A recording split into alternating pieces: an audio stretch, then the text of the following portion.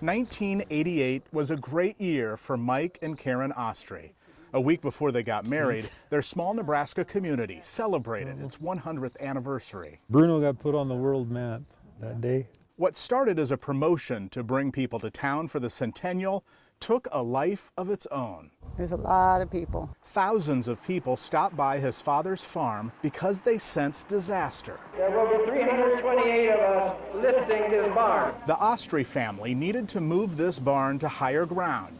It kept getting flooded. It was something that I guess has never been done before. Machines would not be involved. The idea was that we were going to try it. It was manpower.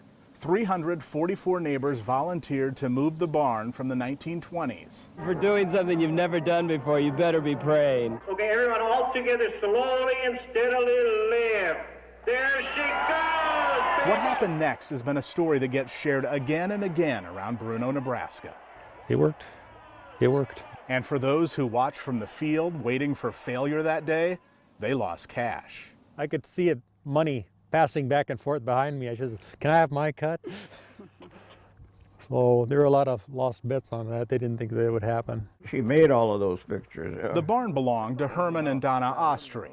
In his mind, there was no doubting the plan. 100% that it's going to work, because I had faith in our maker. Carefully your heels, carefully. But for all the success that day, does that still irk you a little bit? Yeah. Herman Ostry remains frustrated by one thing 29 years later. Everybody thought it was important except the Guinness Book. The packet of information the Ostrys submitted to the Guinness Book of Records, complete with verification from the Nebraska Division of Weights and Measures about moving a barn with human muscle, was rejected. The deputy editor of Guinness Records told them barn moving was not an activity which has shown itself to be of widespread interest. So what would you say to the Guinness people now if they showed up? It's about time.